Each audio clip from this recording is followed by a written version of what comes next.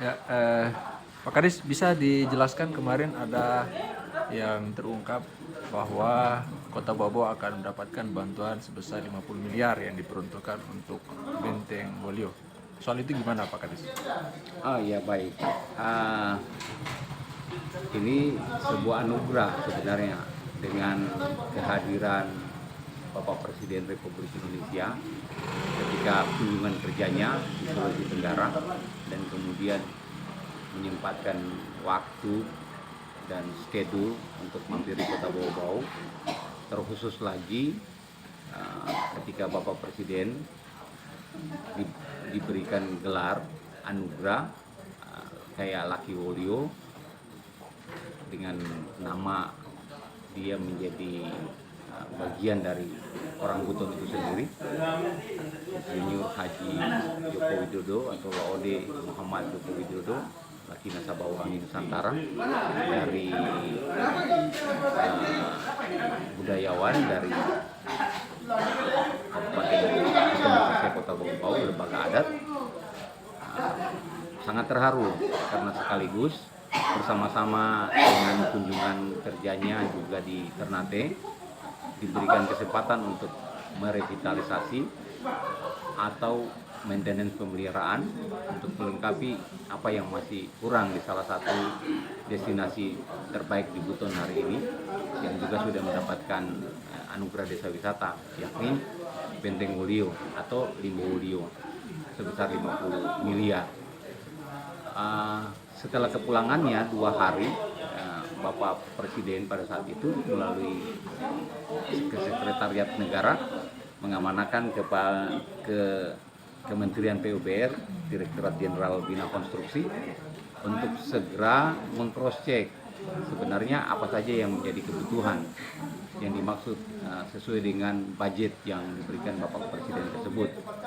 Nah, singkat cerita, kita dengan beberapa unit kerja dan instansi lainnya ikut Zoom yang kemudian mempertegas kembali kesiapan daerah, terutama instansi terkait seperti PU, Bapeda, kemudian pariwisata juga sendiri, Balai Cagar Budaya, yang kemudian sama-sama mematangkan sehingga ketika anggaran itu mesti diturunkan nantinya, berharap bahwa hal-hal yang dibutuhkan seperti desain, gambar, visibility study, DED terkait kawasan Benteng Wolio itu nantinya sudah komprehensif. Bentuknya pun juga ini penganggaran ini dari pusat dan kemungkinan besar metode pelelangannya atau tendernya atau pelaksanaannya nanti di backup pool juga dan dilaksanakan di pusat. Secara umum daerah menerima manfaat atas pelaksanaan program kegiatan itu nantinya. Kira-kira seperti itu. Ya, berarti dengan kata lain bahwa dana itu dikelola oleh pusat gitu Pak? Ya, memang dia sifatnya dana pusat yang diperuntukkan asas pemanfaatannya untuk target daerah yang diberikan bantuan tersebut. Ya. Terus nantinya dengan bantuan itu apakah sudah ada gambaran akan seperti apa nanti Benteng Wolio?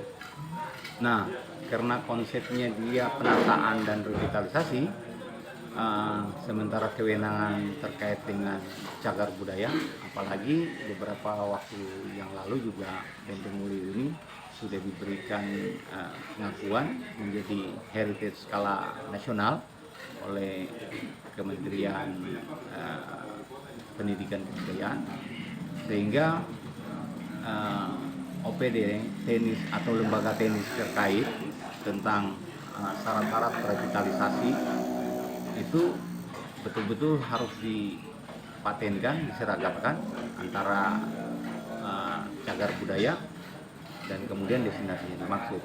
Nah, untuk itulah juga konsolidasi beberapa waktu yang lalu Balai Cagar Budaya Makassar sampai sejauh ini masih juga membuat analisis kajian terkait seperti apa sih kelayakan, kewajaran, kepatutan, kepantasan. Karena dia harapan besar kita juga menginginkan naik grade atau statusnya terkait Benteng Wolio Hari ini kita baru berstatus nasional, berharap dia naik grade menjadi status dunia. Nah, untuk kita tidak terjebak hanya sebuah bantuan contohnya, tetapi kita juga berharap ini dia akan selaras dengan cita-cita besar untuk dapat pengakuan dunia dari UNESCO tersebut. Tentunya, ya kira-kira seperti itu. Kemudian Pak, dengan bantuan tersebut yang akan mulai dikerjakan tahun depan, apa proyeksi dari Dinas Pariwisata terkait dengan hal tersebut? Kami dari sisi kemudian memastikan ketika kelengkapan, ketika aksesoris, ketika infrastruktur umpamanya yang ada di benteng semakin membaik, kami berharap itu juga berbanding lurus dengan kunjungan para wisatawan baik lokal, regional, nasional maupun mancanegara. Sekaligus fasilitas-fasilitas yang masih dianggap kurang nantinya itu mudah-mudahan berharap bisa hadir sehingga siapa saja yang berkunjung ke sana menjadi komprehensif, mulai dari makan minum, mungkin kuliner, mungkin souvenirnya, dan titik-titik wisatanya karena cukup lengkap di dalam, mulai dari view pemandangannya, ada wisata religinya, ada wisata kulinernya, wisata souvenirnya, yang berharap mereka sekali masuk benteng bisa berjam-jam untuk menikmati apa saja yang berada di dalam benteng. Memang ini berkelanjutan, sustainable, kita tidak bisa membalikkan telapak tangan serta merta, butuh konsistensi yang kemudian desain engineering detailnya kita berharap besok hadir oleh beberapa OPD atau lembaga teknis terkait nanti yang merancang kebutuhan. Apakah dia dalam 1 tahunan, apa dia sustainable multi-year. Nah, ini tergantung desain yang akan dilakukan oleh Kementerian PUPR dalam hal ini pusat. Nah, kira-kira seperti itu. Tadi Pak menyinggung soal tupoksi dari Dinas Pariwisata bahwa itu ada kaitannya dengan meningkatkan kunjungan. Ya. Kira-kira dengan ada bantuan tersebut, proyeksi angka kunjungan ke depan itu bisa sampai berapa Pak? Nah, ini menjadi PR khusus ini. Ketika pembedahan nomenklatur pariwisata hari ini tidak seperti kemarin-kemarinnya atau sebelum-sebelumnya, bahwa fungsi Dinas Pariwisata masih dikaitkan dengan kebudayaan. Hari ini murni pariwisata, dia bergerak hanya 4 urusan, dari peningkatan sumber daya manusia, kemudian bagaimana pengelolaan destinasi wisata, kemudian bagaimana ekonomi kreatif yang ada di bidang kepariwisataan, yang terakhir adalah promosi dan pemasaran. Tentunya ini sangat berkaitan erat ketika titik destinasi yang kita siapkan itu sangat komprehensif dan memenuhi syarat-syarat yang dimaksud seperti CHSE-nya, bagaimana toiletnya, bagaimana kelembagaannya, bagaimana souvenirnya, dan beberapa hal lainnya juga yang sangat penting menjadi kebutuhan sebuah destinasi. Kami punya keyakinan kalau target jumlah pengunjung itu bisa mencapai sampai dengan 70.000 1 tahun. Nah, ini juga berbanding lurus sebagai tambahan konsekuensi dari target kunjungan para turis atau para pelancong tersebut. Mudah-mudahan dia berkaitan erat juga dengan peningkatan kapasitas dan penghasilan bagi masyarakat yang mendiami di dalam Limbo Beliau atau Benteng Beliau atau Benteng Keraton Buton tersebut. Namun kita juga harus mengatur lebih jauh tentang regulasi karena isu besar seperti kemarin Candi Borobudur sampai ditetapkan 750.000. Nah, kita juga tidak akan seperti ke sana ekspektasinya, tapi paling tidak ada kajian yang pas. Sangat kebetulan 2023 menuju 2024 Kota Bobo juga akan menetapkan peraturan daerah terkait pajak dan retribusi yang terbaru. Kami menyiapkan segalanya hari ini, mudah-mudahan tiba waktu yang tepat, keselarasan sebenarnya yang pas tentang berapa sih retribusi umpamanya yang berkaitan dengan pariwisata yang hadir nantinya di dalam pengelolaan Benteng Beliau. Kira-kira seperti itu. Kalau tahun ini Pak, boleh tahu berapa target pariwisata wisatawan kita yang ada di Kota Bobo? Secara keseluruhan kami punya data, memang itu fluktuatif. Seiring melandainya pandemi COVID-19, mulai lagi ada signifikan kenaikan kunjungan wisata. Kemarin kami punya data kurang lebih 700-an kalau tidak salah. Mudah-mudahan saya tidak keliru, namun kami akan cross check kembali berapa sih data kunjungan yang dimaksud. Memang untuk relevansi dengan retribusi belum bermakna, karena sebenarnya bukan merupakan target yang mutlak bahwa retribusi itu harus sekian. Itu urusan retribusi pariwisata. Namun data pendukung yang kemudian kami mencoba koordinasikan, konfirmasikan keuangan itu untuk urusan kepariwisataan itu mencapai 6 miliar setahun. Berarti ada relevansinya, semakin banyak kunjungan atau yang datang di Kota Bau-Bau dengan segala urusannya secara langsung juga memberikan kontribusi terkait dengan kenaikan retribusi, karena mitra pariwisata hari ini bukan hanya destinasi seperti hotel, rumah makan, tempat hiburan, warung-warung. Itulah sebenarnya yang berafiliasi langsung dengan urusan kepariwisataan di sebuah daerah seperti di Kota Bogor saat ini. Pak, boleh tahu Pak, berapa persen kenaikan kunjungan pariwisata kita ke depan dibandingkan dengan tahun ini, yang angka 70.000 per tahun tadi Pak, tahun 2023? Baik, ini memang luar biasa ini. Buton Pos dia menggali lebih jauh terkait hubungan-hubungan relevansinya. Kami boleh menyampaikan sedikit bahwa untuk menghadirkan jumlah kunjungan itu bukan hanya PR dari kami di urusan pariwisata, karena dia berbanding lurus juga dengan OPD tenis lainnya. Contoh pintu masuk bandara yang merupakan syarat kepariwisataan itu yang unggul, memenuhi syarat 3A. Otomatis aksesibilitas kita, pintu masuk secara umum ada 3, lewat darat, lewat laut, dan lewat udara. Inilah butuh kolaborasi yang apik. Kami punya keyakinan seperti bandara, kalau suatu saat master plan yang telah dibangun dari 1.800 runway-nya itu kemudian menuju 2.000 atau 2.200, bahkan sesuai master plan-nya itu nanti 2.500, ini pasti daya tariknya semakin meningkat, karena yang tadinya hub-nya harus selalu mampir connecting-nya di Makassar, bisa saja kalau dia jenis pesawat Boeing nantinya apa dari Sulawesi Utara, apa dari Jakarta, bisa langsung ke Bau-Bau. Kemudian hal yang lain sebelum saya menjawab sebenarnya berapa persen kenaikan tadi itu tentang amenitas. Mereka berkunjung, ini juga menjadi PR. Walaupun investasi, kami mendengar sudah beberapa calon investor itu ingin membuat penginapan atau hotel yang lebih representatif. Ya mohon maaf sekali, memang Bau-Bau dengan umur 77 tahun Indonesia Merdeka ini baru satu yang tercatat yang memiliki syarat-syarat bangunan hotel itu seperti lift. Ya, tanda petik jangan disebut nama brand, nama hotelnya. Ya, intinya baru satu Pak. Ya, yang terakhir dia amenitasnya dan atraksinya. Tentunya kami juga tidak akan pernah bisa berdiri sendiri, karena untuk menjamu para tamu, apa sih yang mereka akan lihat?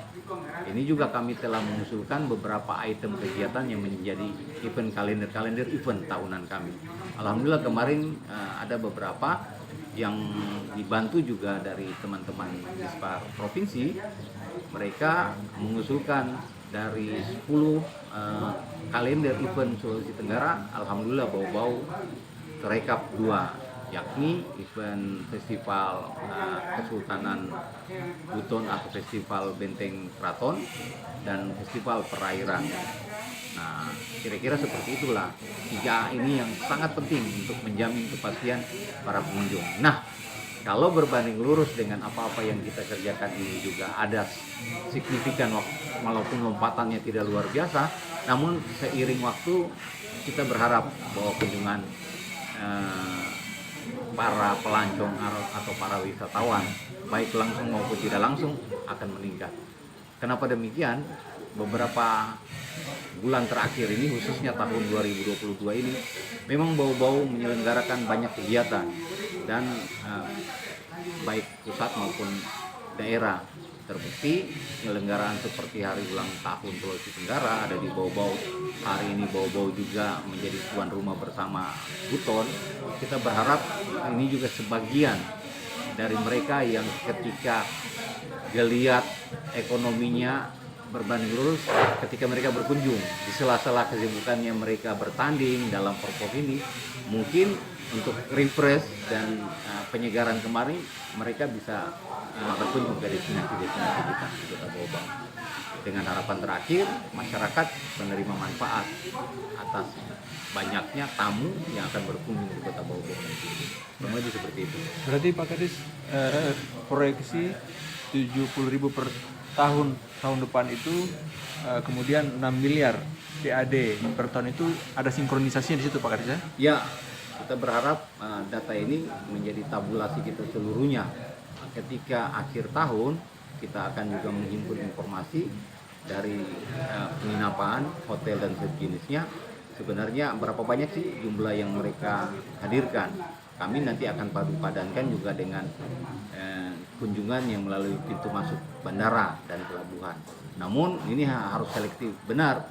Jangan sampai data direkap juga orang yang melakukan perjalanan dinas dihitung juga pelancong, padahal dia hanya datang melalui pesawat atau kapal, padahal pulang kampung nih. Iya, iya. Nah ini kita harus berhati-hati untuk menetapkan target dan sasaran atau data akumulasi kunjungan yang dimaksud. Jadi seperti itu. Berarti Pak Kadis saya mau bikin rangkaiannya, berarti dengan 50 miliar tadi itu akan proyeksinya 70.000 per tahun dengan PAD 6 miliar begitu Pak Kadis ya? Ya. Benar sekali, karena kemarin bocoran sih buat teman-teman yang mungkin apa saja sih yang akan dilakukan dengan angka 50 miliar itu.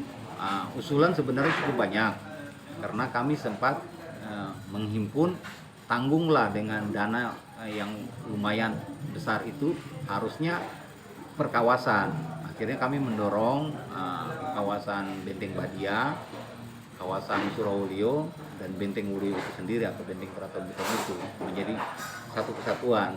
Namun memang amanah dari pusat difokuskan dulu di dalam benteng, sehingga kita sangat berhati-hati menetapkan sebenarnya yang mau direvitalisasi atau yang kemudian di peningkatan dan pemeliharaan atau sejenisnya itu apa saja sih di dalam. Tapi kalau bocorannya mungkin yang bakal masuk seperti Baruga yang representatif. Sejauh ini Baruga itu dianggap belum representatif. Rata-rata kan Baruga orang Buton dia harus bentuknya kayak rumah panggung yang kemudian tidak melekat dengan tanah, dengan bumi begitu. Mungkin juga ada makam yang kemudian representatif Sulawesi Tenggara hari ini seorang pahlawan dari Sulawesi Tenggara, khususnya dari Buton, Oputeko. Yang kedua juga mungkin Tugu Burasa Tongka, ketika kemarin IKN dari Sulawesi Tenggara memberikan dukungan air dan tanah, mungkin kita bikin simbolisnya. Kemudian mungkin ada Kamalikara yang menjadi catatan sejarah di dalam itu pernah menjadi pusat atau rumah kepemimpinan seorang sultan yang masih hari ini tetap dipakai oleh pemerintah dan masyarakat sendiri. Dan beberapa hal lain, pedestrian, jalan-jalan di dalam kawasan benteng itu mungkin akan dirapikan. Namun kami juga tidak akan bisa mengambil keputusan mutlak dengan beberapa teman-teman OPD lainnya seperti Bapeda, kemudian PU, kemudian kebudayaan. Kami menunggu waktu yang tepat. Janji dari balai, dari Kementerian PUPR Jasa Konstruksi itu akan hadir bersama-sama. Luas 23 hektar Benteng Wulio tersebut yang paling cocok, kemudian tidak melanggar regulasi yang ada, apa saja sih nantinya. Nah, untuk itulah kita sendiri di daerah butuh dukungan yang paling mendasar tentang status kedudukan lahan Benteng Wulio itu, apakah dia tanah ulayat atau HPL nantinya, mungkin hak pengelolaan lahan mungkin bersama-sama Badan Pertanahan untuk kemudian menetapkan komprehensifnya untuk kita bisa dipercaya mengelola 50 miliar yang dimaksud. dalam artian penerima manfaat 50 miliar tersebut. Syarat-syarat inilah bukan kita yang tentukan, tapi dari pusat langsung. Berharap durasi yang tidak terlalu lama ini, rapat ini akan dilakukan di Kota Bau setelah 3 kali. Kalau saya tidak salah ingat, kita Zoom bersama dengan kementerian terkait.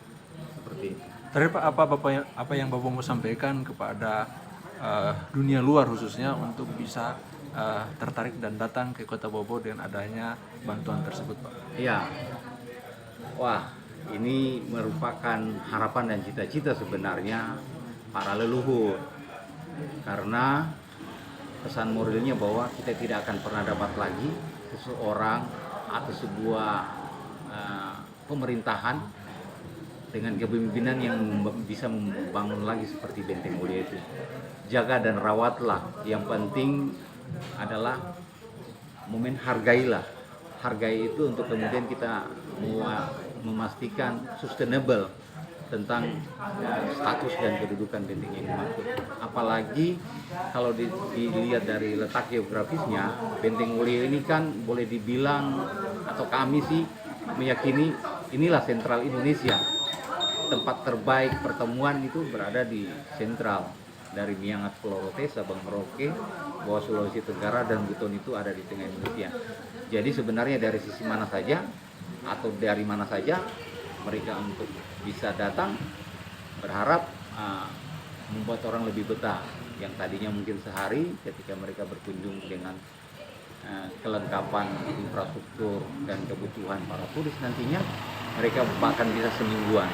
Ini harapan kita besar, sehingga sekaligus harapan lain ketika banyaknya kunjungan itu, masyarakat bisa menerima manfaat untuk peningkatan wawasannya, silaturahimnya, dan yang paling penting ada pendapatan per kapita yang akan dimiliki masyarakat dan stakeholder terkait lainnya. Mungkin harapan itu kita hanya meletakkan dasar, namun selanjutnya generasi lah yang menjaga dan melanjutkan nilai-nilai yang tersirat selama ini. Harapan orang tua, akabaka yang gana, boliosi itu yang mau gitu. Ambulimum kita sih, tua apa ya boliosi. Mungkin itu pesan moralnya. Ya, seperti itu. Oke, makasih banyak Pak Kadis atas waktunya.